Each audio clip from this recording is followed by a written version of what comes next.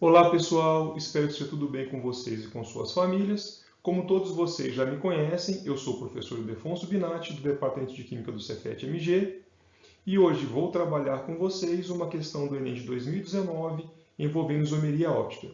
E como eu já havia prometido anteriormente, hoje faremos um aprofundamento neste tema. Vamos então à leitura da questão?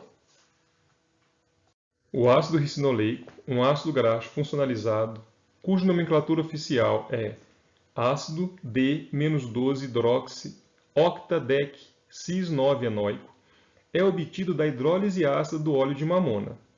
As aplicações do ácido ricinoleico na indústria são inúmeras, podendo ser empregado desde a fabricação de cosméticos até a síntese de alguns polímeros. Para a amostra de uma solução desse ácido, o uso de um polarímetro permite determinar o ângulo de letra A, refração, letra B, reflexão, letra C, difração, letra D, giro levógiro e letra E, giro destrógiro. Vimos anteriormente que isômeros ópticos são substâncias oticamente ativas capazes de desviar a luz plano polarizada. A condição para que isso ocorra é a presença de um carbono estereogênico, ou seja, um carbono assimétrico, que antigamente era denominado carbono quiral, termo não mais empregado pela IUPAC. O modelo mais simples é um carbono saturado ligado a 4 grupos distintos.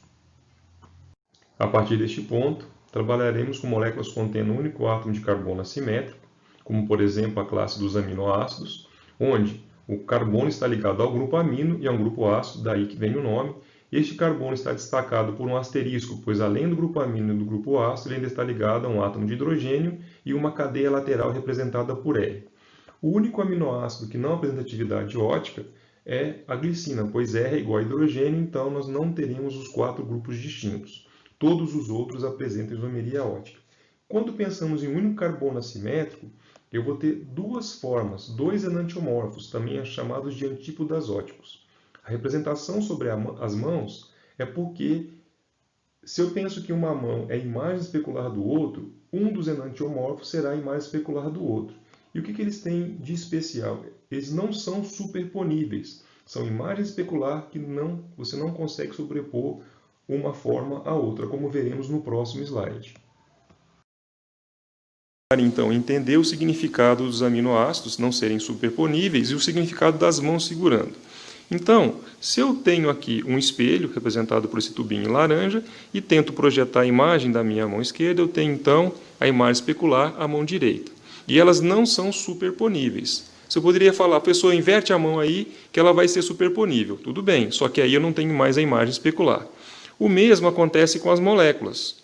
Quando eu coloco uma molécula de aminoácido e projeto então no espelho a sua imagem especular, nós vamos observar aqui o grupo amina, o grupo ácido carboxílico, o grupo R e o átomo de hidrogênio.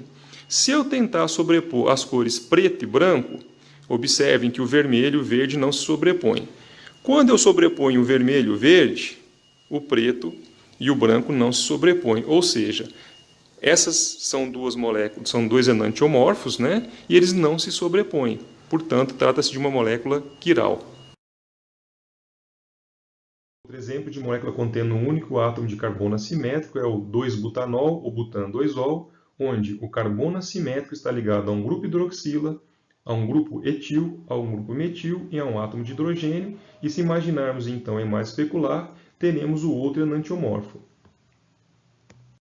No que diz respeito às propriedades físico-químicas, para exemplificar, utilizaremos o 2-butanol. Podemos observar que todas as propriedades, ponto de fusão, ebulição, densidade, solubilidade, têm o mesmo valor.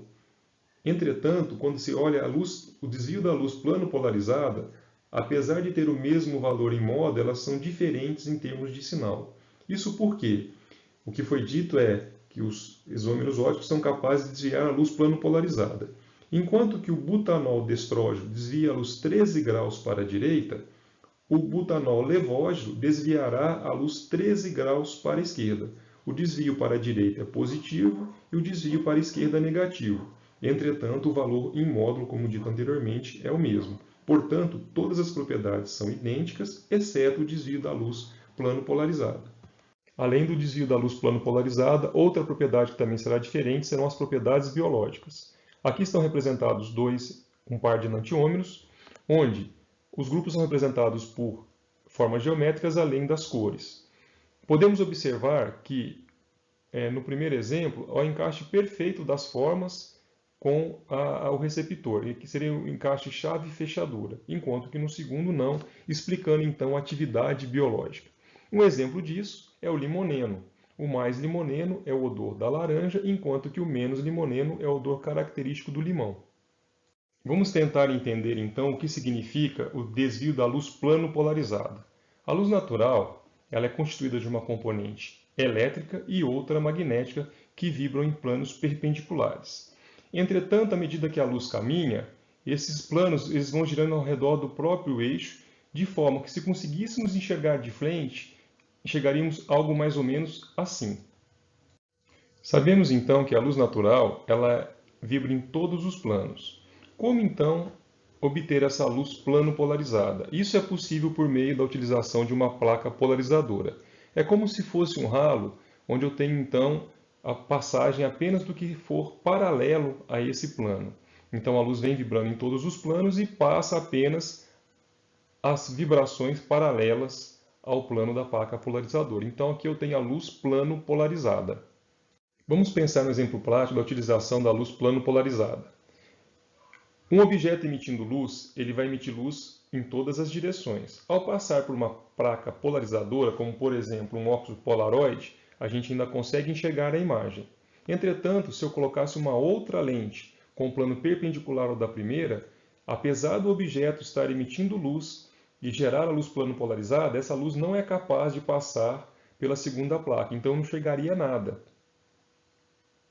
Então, como dito anteriormente, uma solução contendo moléculas assimétricas, ela será capaz de desviar a luz plano polarizada. E esse desvio será para a direita, o destrógeno, e para a esquerda, para o levógeno. É importante salientar que a quantidade em módulo é a mesma do desvio, enquanto que no caso, por exemplo, do ácido lático, o destrógeno ele gira para a direita 2,6 graus, o levógeno vai desviar para a esquerda 2,6 graus. Com base no que foi visto até agora, podemos então responder à questão. São duas dicas. Aqui fala do polarímetro, que ele permite determinar o ângulo de. E o nome oficial fala que é o ácido D-12-hidroxi-octa-cis-9-enóico.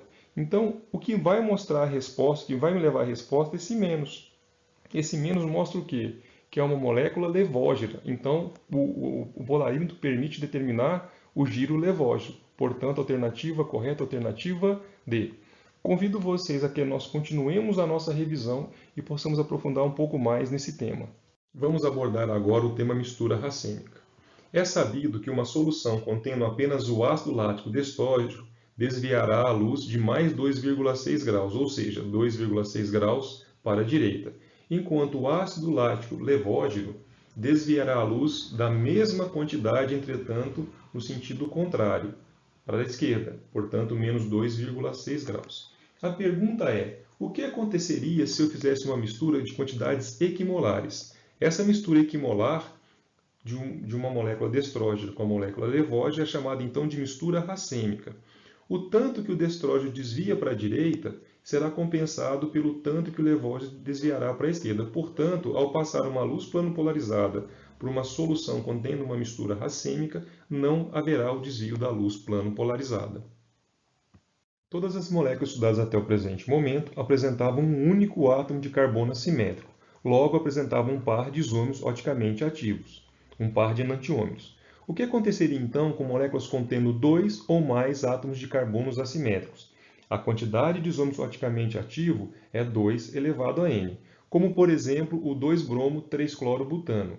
Como podemos observar aqui, marcado então destacado pelo asterisco, temos 2 átomos de carbonos assimétricos, portanto, eu terei 4 isômeros oticamente ativos. Esta é a projeção de Fischer, onde as ligações que estão na horizontal estão para a frente do plano do slide, e as ligações da vertical, as que estão entre os átomos de carbono, elas estão no plano do slide, e a que está acima do carbono quiral e abaixo do carbono quiral, elas estão para trás do plano do slide.